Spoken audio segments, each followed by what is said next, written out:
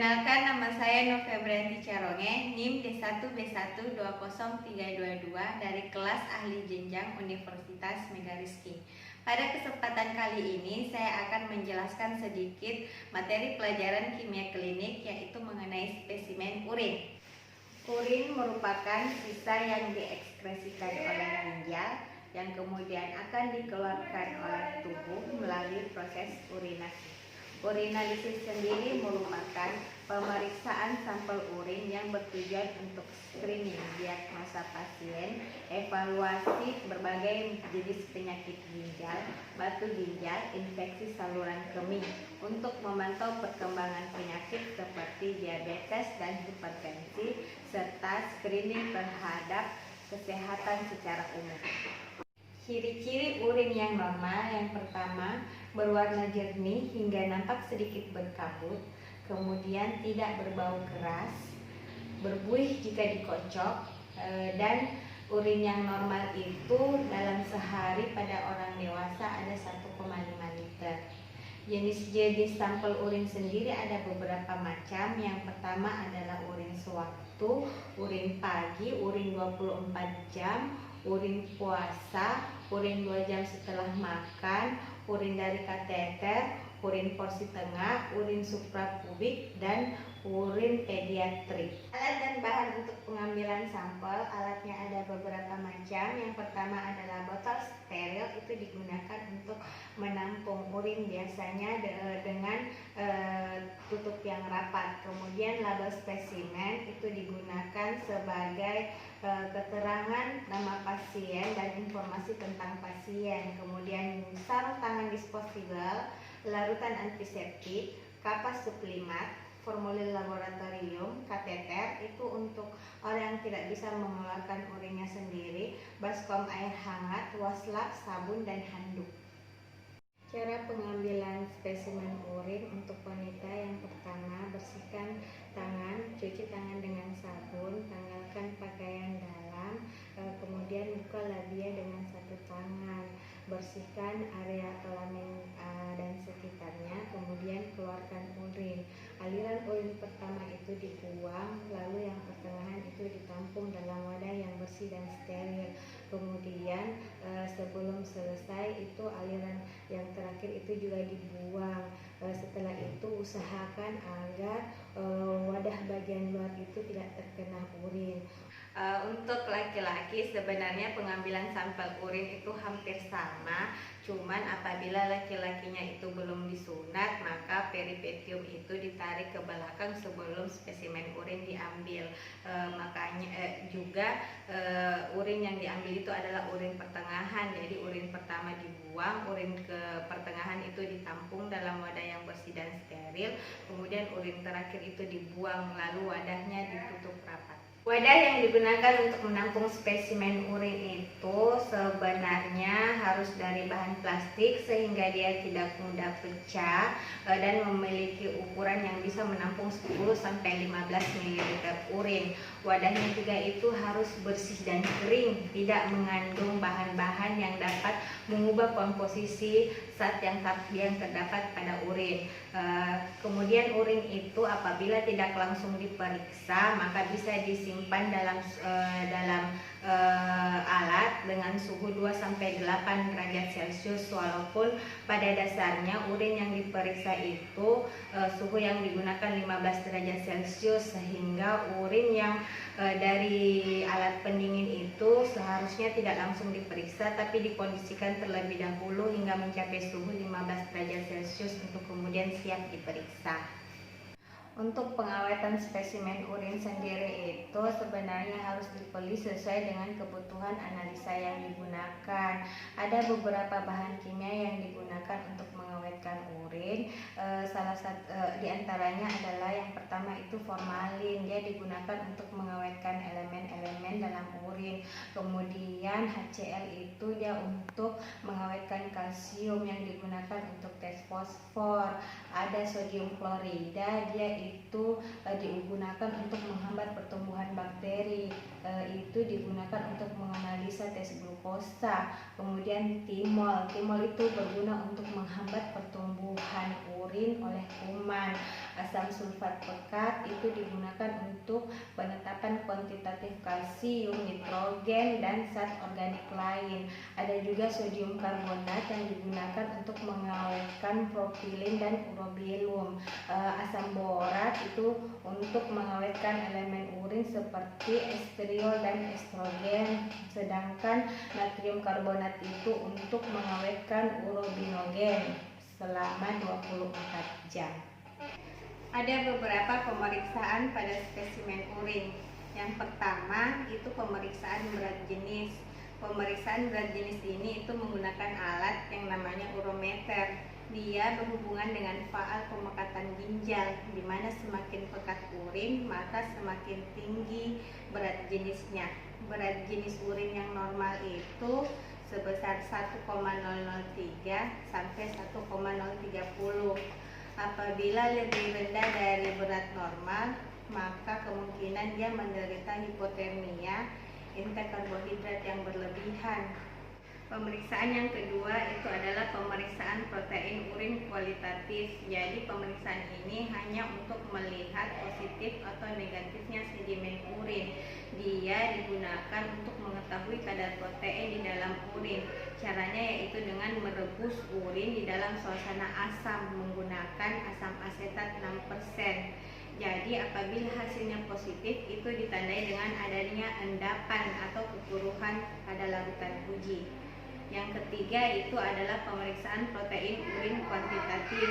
Dia itu untuk menguji kadar protein dalam urin yang menggunakan metode SBAS, yaitu dengan mencampur asam pikrat 1% dalam air dan larutan asam sitrat 2% dalam air dengan urin hingga terjadi endapan protein dan diukur secara kuantitatif. Endapan itu apabila positif 1 itu dengan ciri-ciri keruh minimal, walaupun huruf cetak pada kertasnya itu masih dapat terbaca. Positif 2 itu keruhan nyata, jadi sudah ada butir-butir halus. Keruh ketiga itu sudah tampak gumpalan yang nyata, sedangkan keruh keempat itu positif 4 itu sudah memiliki gumpalan besar dan membeku. Yang keempat itu adalah pemeriksaan glukosa urin. Ini dia untuk memeriksa adanya kandungan glukosa dalam sampel urin. Ada menggunakan itu dua metode. Yang pertama adalah Ferling A dan B, yang kedua itu larutan Benedict. Nilai normalnya itu apabila dia negatif dia berwarna biru, agak keruh. Apabila dia nilai positif itu dia keruh dan warna birunya agak kuning-kuningan. Kalau positif 2 dia kuning kehijauan, jadi sudah ada endapan kuningnya. Positif 3 dia kuning kemerahan. Positif 4 dia itu berupa warna larutan merah bata atau jingga. Terus yang kelima pemeriksaan aseton dalam urin, yaitu untuk mengetahui kandungan aseton dalam urin yang akan diperiksa. Dia menggunakan metode Rotera yang ditandai dengan perbatasan kedua lapisan. Jadi pada urin itu sudah terbentuk dua lapisan yang akan terbentuk cincin berwarna ungu.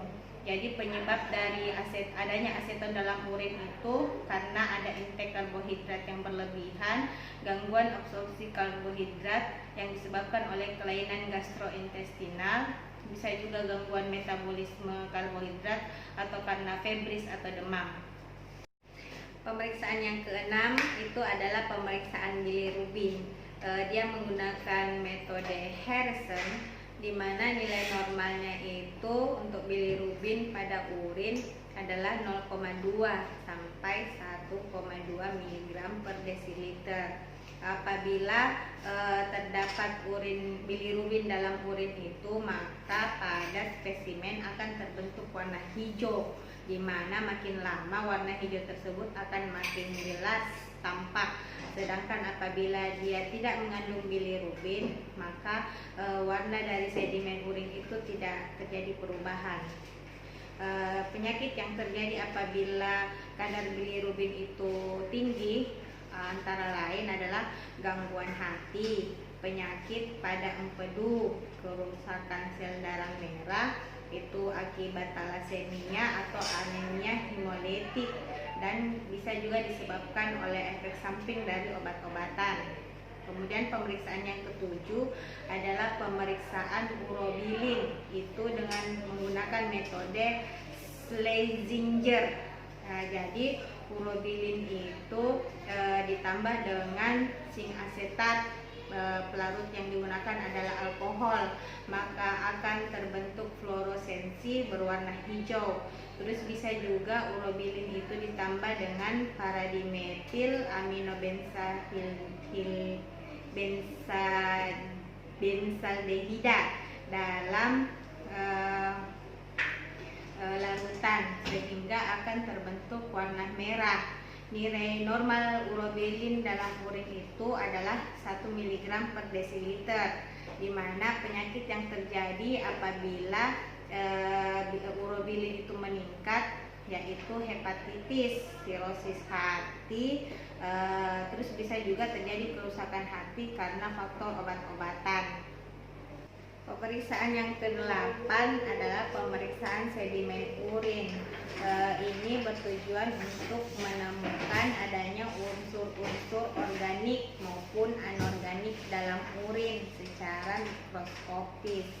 Unsur-unsur organik yang terdapat dalam sedimen urin itu antara lain epitel, leukosit, silinder, bakteri, oval, fat bodies, spora, eritrosit, dan spermatozoa. Unsur yang kedua yaitu unsur anorganik. Dia itu bisa berupa kristal normal, di mana apabila pH-nya asam maka kemungkinan menderita asam urat. Apabila pH netral itu mengandung kalsium oksalat. Apabila pH alkali itu dia mengandung triple fosfat. Apabila pH alkali yang lebih tinggi tidak ke arah netral lagi, maka kemungkinan dia mengandung kalsium karbonat. Kemudian ada juga kristal abnormal. Dia itu kemungkinan mengandung sistin, leusin, tirosin, kolesterol, dan bilirubin. Kemudian unsur anorganik yang ketiga yaitu unsur obat-obatan, di mana biasa ditandai dengan adanya obat sulfonamida. Adapun nilai normal pada unsur organik, semisal adalah eritrosit, maka nilai normalnya itu 0 sampai 3. Kalau leukosit itu 0 sampai 4. Kalau silinder itu 0 sampai 1. Di antara pemeriksaan sedimen urin ini biasanya yang lebih banyak menjadi patokan pemeriksaan yaitu unsur organik. Pada kesempatan kali ini saya akan mempraktekkan salah satu cara pemeriksaan sedimen urin. Pemeriksaan kesempatan kali ini saya akan menggunakan alat yang namanya Dirui Analyzer. Jadi kita menggunakan strip Dirui.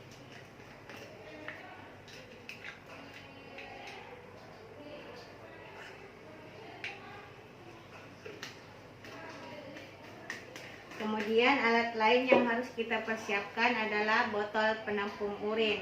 Sebenarnya botol ini diberikan label mengenai identitas pasien atau orang yang akan diambil sedimen urinnya. Kemudian untuk yang memeriksa itu harus mempersiapkan diri dengan APD, yaitu handphone, masker, dan baju laboratorium. Apabila sedimen urin sudah dibawa ke laboratorium, maka terlebih dahulu kita mengecek apakah namanya sudah sesuai dengan formulir yang diberikan.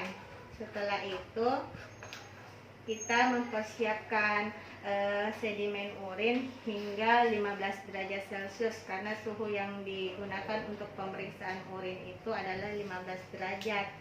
Setelah itu strip analyzer dicelupkan ke dalam sedimen urin dan ditunggu hingga beberapa menit kemudian hingga terjadi perubahan warna pada strip analyzer. Setelah dicelup ke dalam urin, maka pemeriksaan yang dilakukan yang pertama bisa secara manual, artinya kita menyesuaikan dengan kontrol. dimana warna pada strip analyzer yang diperiksa itu sama warnanya. Kalau kita punya alat seperti ini, maka strip analyzer ini tinggal kita masukkan ke sini, lalu tunggu beberapa menit hingga hasilnya keluar dari sini. Hasilnya berupa ini, contoh. Jadi ini untuk pemeriksaan dengan menggunakan alat. Bisa juga menggunakan mikroskop, tapi sebelum siap sedimen urin itu disentrifus terlebih dahulu dengan menggunakan alat sentrifus seperti ini.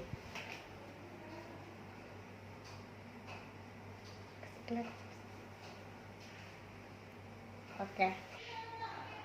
Yang terakhir dari saya adalah bagaimana cara membuang limbah urin yang sudah tidak terpakai. Ada dua cara dalam pembuangan limbah urin. Yang pertama, limbah sisa urin ini bisa dibuang pada kantong infeksius. Biasanya dia berwarna kuning atau merah.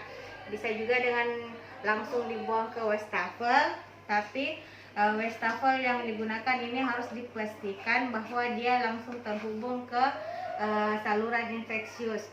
Biasanya dalam setiap perkantoran, rumah sakit, puskesmas maupun klinik kesehatan itu, wastafel yang digunakan dalam laboratorium itu sudah terhubung pada saluran infal, yaitu instrumen pembuangan air limbah. Jadi tinggal langsung dibuang lalu dibersihkan.